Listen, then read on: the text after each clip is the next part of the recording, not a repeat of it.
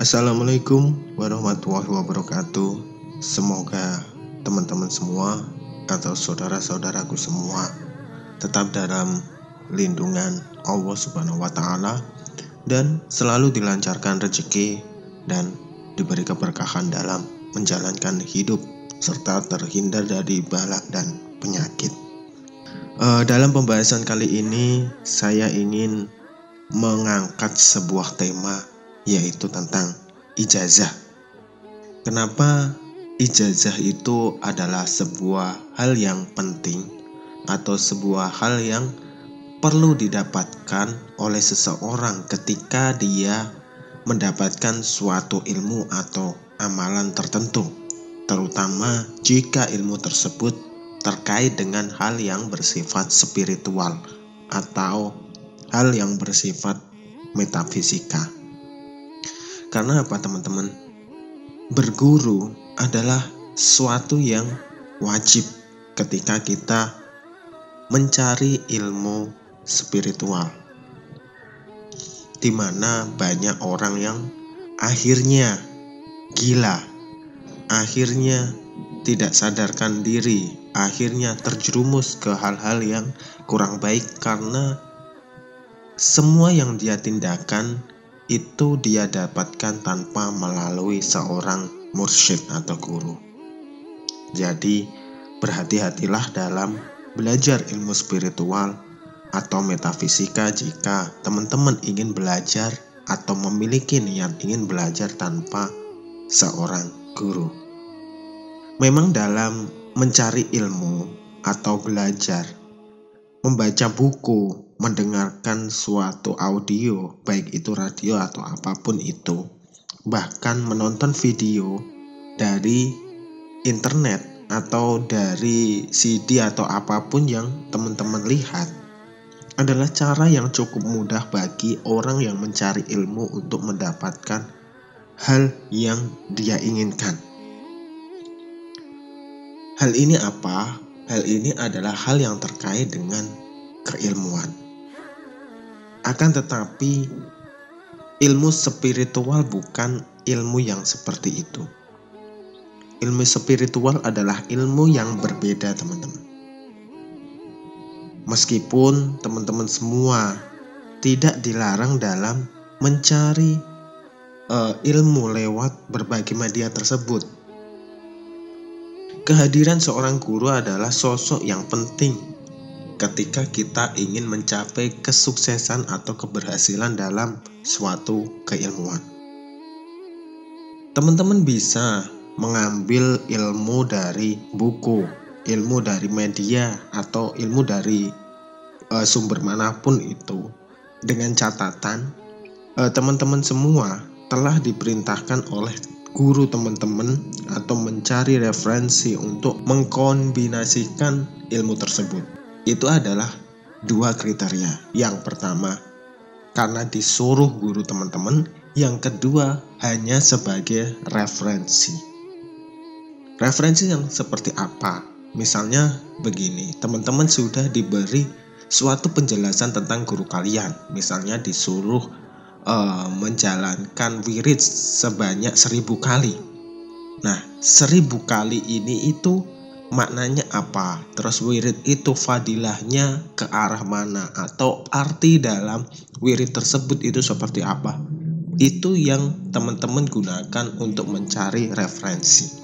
Misalkan ketika ada seorang murid yang belajar di pondok pesantren teman-teman, dia diberikan suatu ijazah oleh gurunya. Misalnya diberikan ijazah suatu sholawat, baik itu dia menyebutnya guru, ustadz, mursyid, kiai, atau apapun itulah. Itu sudah merupakan ijazah, tapi masih ada yang kurang. Misalnya guru tersebut itu berbicara seperti ini,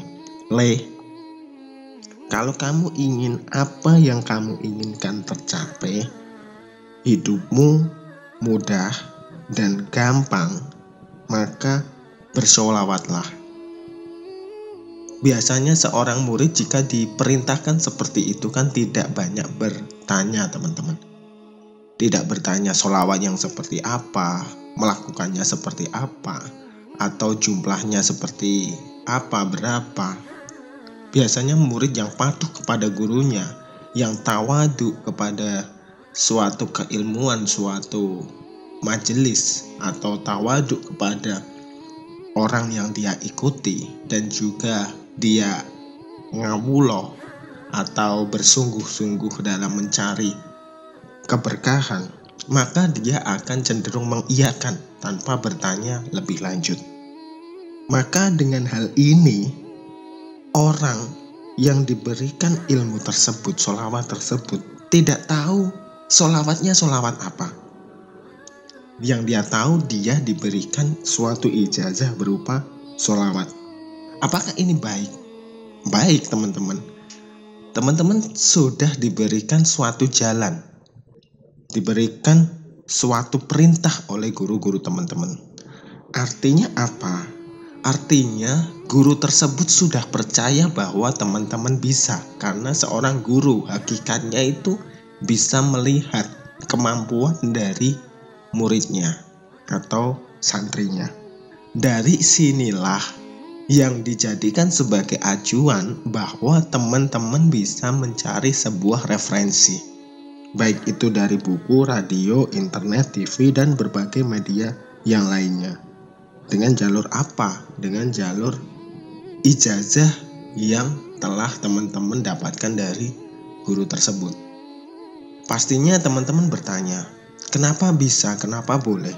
Ya, ingat teman-teman semua, bahwa ilmu atau amalan itu lebih baik atau lebih berharga jika ada yang memberikan ijazah secara langsung.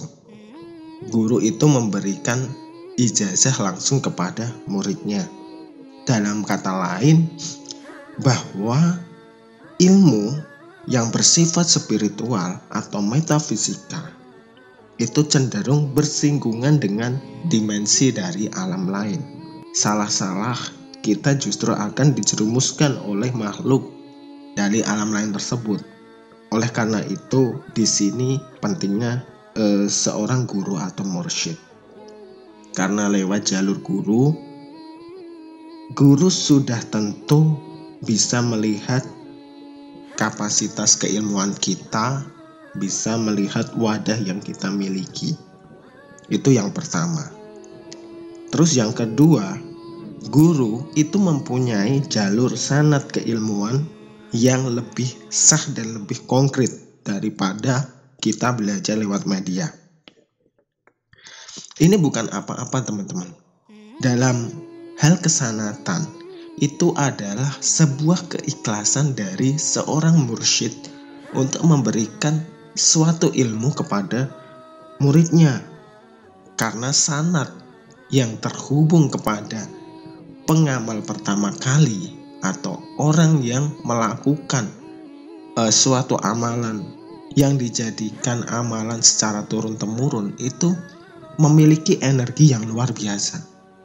Aliran energi itu biasanya akan didapat ketika seorang murid itu diberi amalan lewat ijazah atau lewat baiat.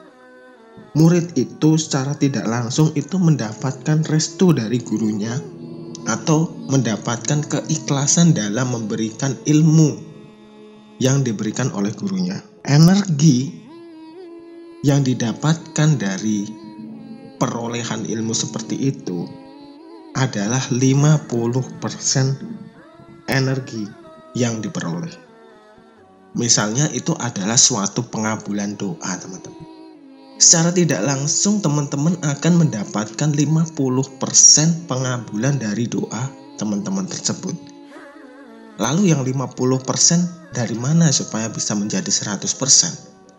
Yang 50% adalah dari cara teman-teman mengamalkan, keikhlasan teman-teman mengamalkan, dan juga gabungan dari amalan-amalan yang mungkin teman-teman dapatkan.